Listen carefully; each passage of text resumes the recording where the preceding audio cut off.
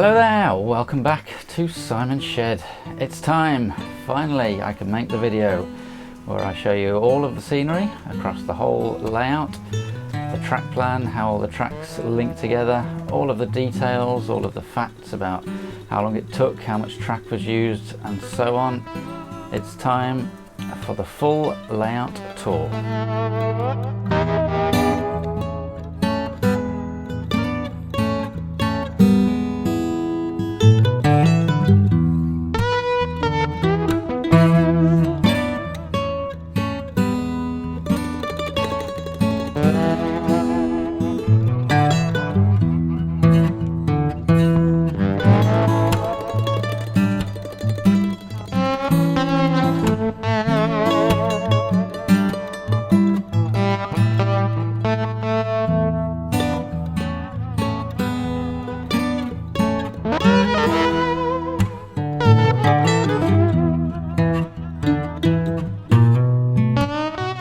So, the easiest thing to do is probably show you how the track plan works rather than just trying to explain it, and we get to see some trains run. So we'll start here at the Kidderminster station end. We've got 3 loops. I'm going to call that the up main line.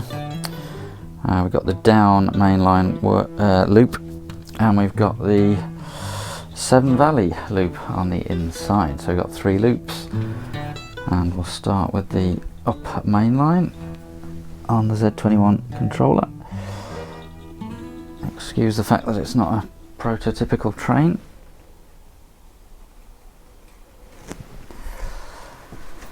So, a very simple one. This, the scenery starts here, and it's the track at the back of the line there, and it goes all the way along this side of the shed, along this sort of Kidderminster side of the scenic bit of board.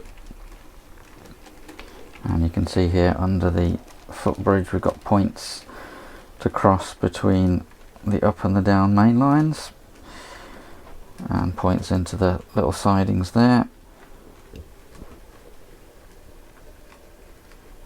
And it's just all one level. Let's speed it up a bit.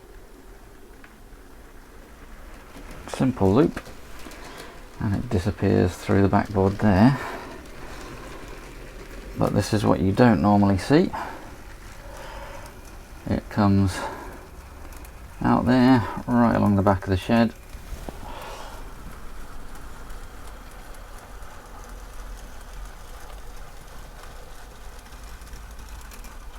and goes into there, which is underneath that hill.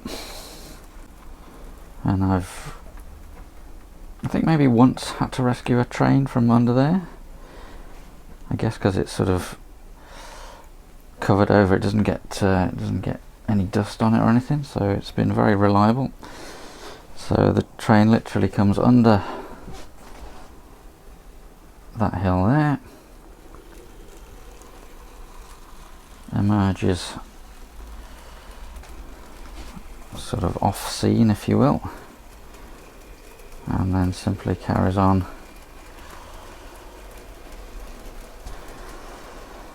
across the what used to be the liftable ramp, the liftable section, across the width of the shed to emerge for another journey around the loop. So that's the sort of Kidderminster main line up loop. The next loop, the sort of middle loop, is more complicated. I'm going to call this the down loop. You'll see why in a minute. It involves a helix. So this time we'll start at this end, and we've got a more appropriate train for this one. So that emerges from the scenery onto the scenery this end,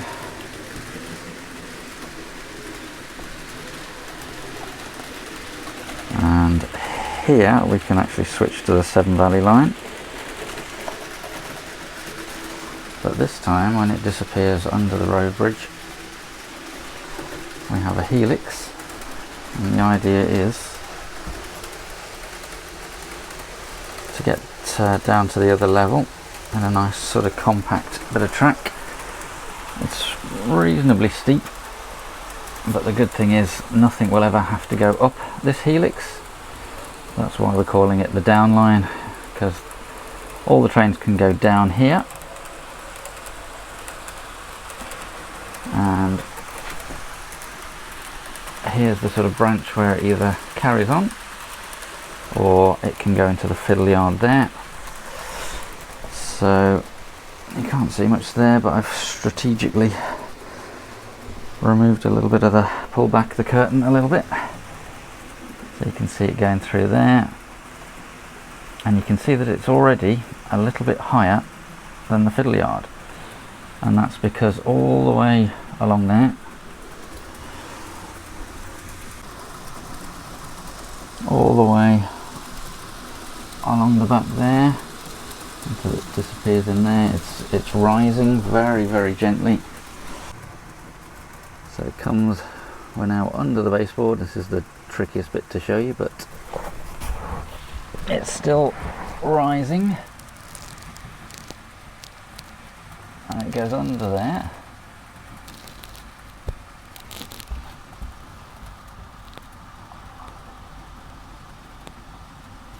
Loops around at the end, still rising, and it comes back. Again, amazed how little I have to get under here to rescue trains. It's been very good. And it comes back out on that middle bit of track. You can see that's higher than where it went in. And there it actually reaches the same height again as the scenery. And we're back round. It's a very long loop, and that loop gives you access to the fiddle yard and to either of the other two loops as well. So a brief word on that fiddle yard. We've got, as I say, the entrance into there, and it just splits off and sort of fans out via all of these points here, which are all motorised. And yeah, just wanted a nice big area to store the trains. They're all sort of dead ends there, so you can only come out in and out this end, but so far it's worked pretty well. And yeah, this is where all the trains are stored. So this time, the final loop, we've got the Severn Valley here. I'll show you that will swing round. I think we'll start at Arley station and go that way round. So that's the extent of the scenery there. And let's get going. So we leave Arley station. We've obviously got points either end so that we can use either platform there. And it's just a loop across the bridge, through the countryside, past the safari park and the caravan park and the allotments, and then we come into Kidderminster. So at this point we can go into either of the sort of tracks for the Kidderminster station. But let's just show you the loop first, because I did want to be able to just leave the trains running in a loop. So we've got a sort of secret siding that's not really there, that dives off into a sort of non-scenic bit of the layout. So we're off the scenery now, and we're sort of secretly looping back round across the removable section that's not liftable anymore.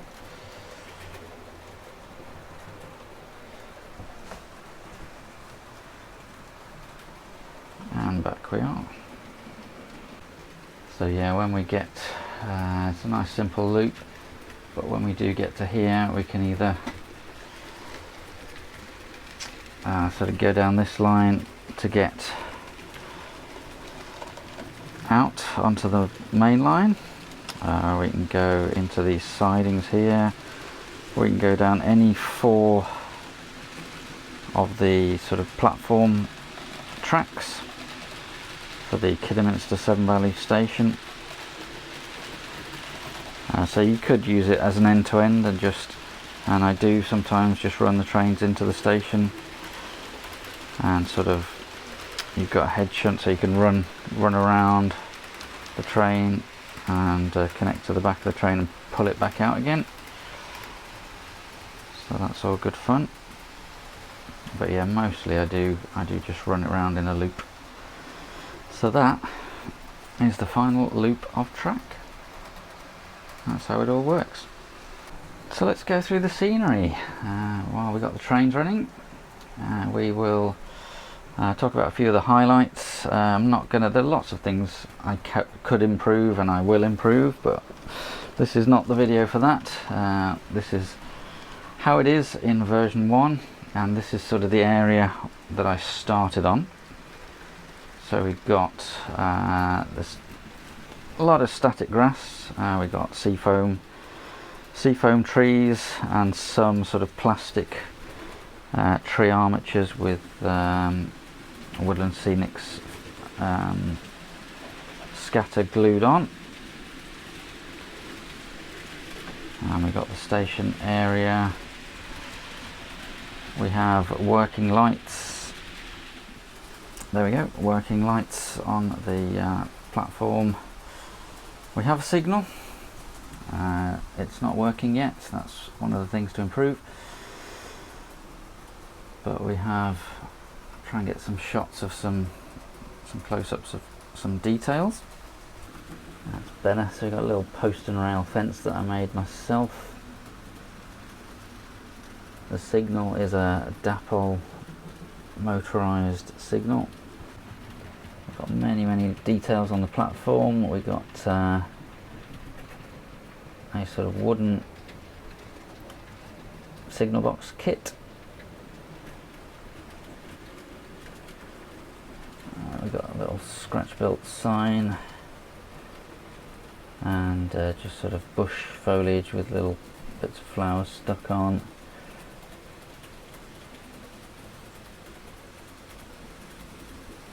We've got little bits of detail like the luggage. We've got a scratch built shelter.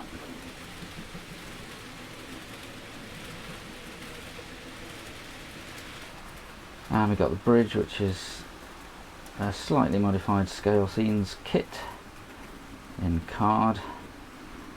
That's been there quite a long time now, holding up very well. Another Dapol signal. And scratch built station building, which I was very pleased with,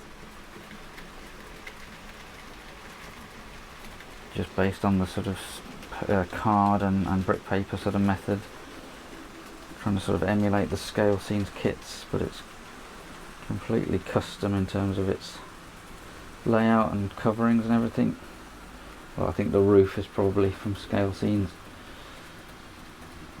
Don't see that angle very much because it's quite awkward to hold the camera there. And yeah, along here we got many little storage buildings. That's the cafe.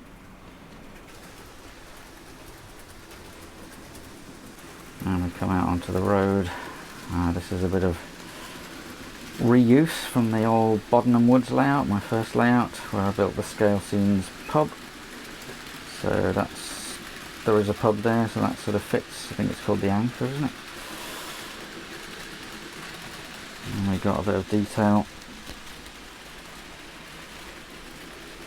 in the back with a car park round the back. A little bit of modeller's license going on there. We've got the mandatory bus with a bridge with a bus on top. I believe that's mandatory for all model railways. And we sort of tried to hide the the fact that the road just stops there by sort of deliberately narrowing it and curving it into those bushes, so that you sort of get the impression that it carries on. The back scene is just Dulux paint, white and blue, with various bits of fields from Google Maps just cut out and glued on to sort of give the impression that the scenery blends into the background. And we approach the river. So the bridge, really proud of the bridge. It was my first sort of attempt at scratch building in plastic art, and considering that, I think it's come out really well. It's holding up not too badly. It's like the real thing. There's sort of 4 sections there. You can see it better there. So there's 4 sort of girder sections, and we've got just used the pourable water. Again, tried to give the impression that the river might sort of continue, but you can't see it by just putting a lot of trees across there. It's a bit of a tricky one because there's no way to completely disguise that. But then when you go across the bridge, you get a huge big forest, which I've tried to represent there with many trees made of seafoam, with the scatter stuck on. And then we're into the sort of countryside section. I believe these are scale model scenery caravans, and we got one of the fancy Bachman trees there, which are quite expensive but very effective. So yeah, the caravans are all kits, and tried to put a bit of a back scene on to give the impression that there's a lot more camping going on. And we've got a little picnic going on there. There is a really dramatic sort of poppy field, which I've just tried to represent a little bit of here in this sort of area. And on the other side, tried to sort of suggest that there's a corner of the safari park. Well, you can see the safari park from the line, so yeah, it's represented there. And no matter how many times I stand him up, Mr. Giraffe just keeps falling over.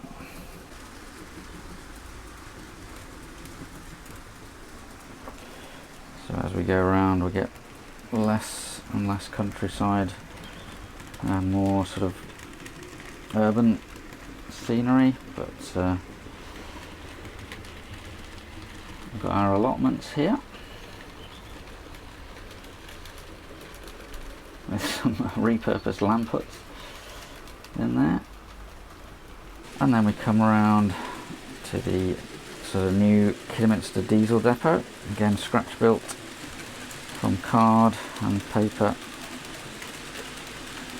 Pleased with how that's turned out.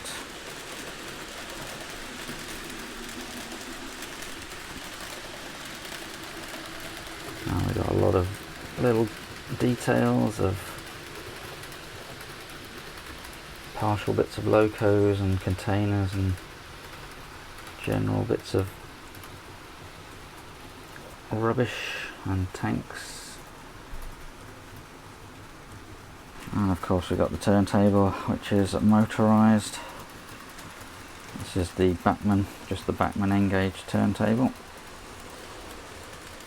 with a little bit of weathering and updating to the sort of building to blend it in a little bit.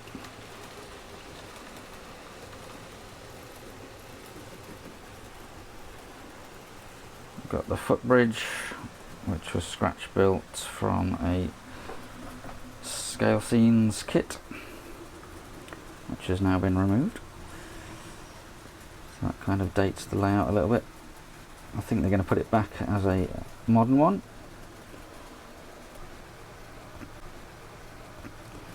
And we've got our other signal box, little water tower kit from Ratio, I believe.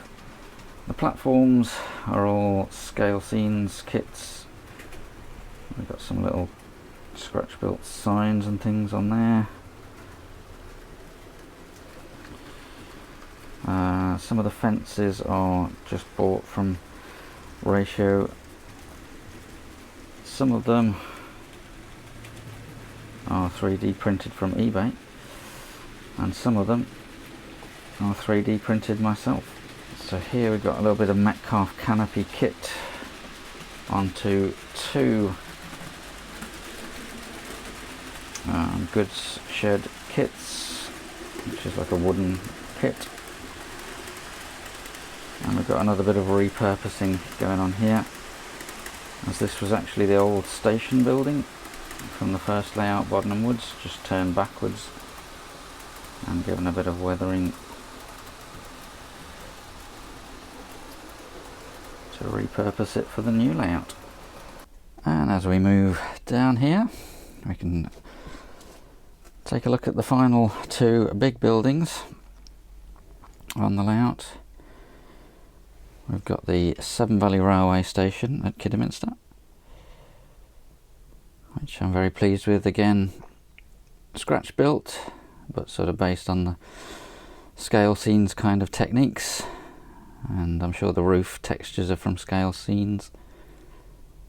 Really pleased with that one, and also pleased with the modern station over there. Again, scratch built out of plasticard and clear plastic, and 3D printed bollards around there. Got a little Ratio footbridge kit.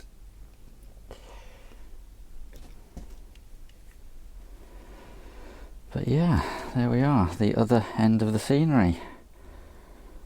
We've got the road bridge going over there, and a mix of sort of Metcalf kits in the middle with scale scenes houses at either end.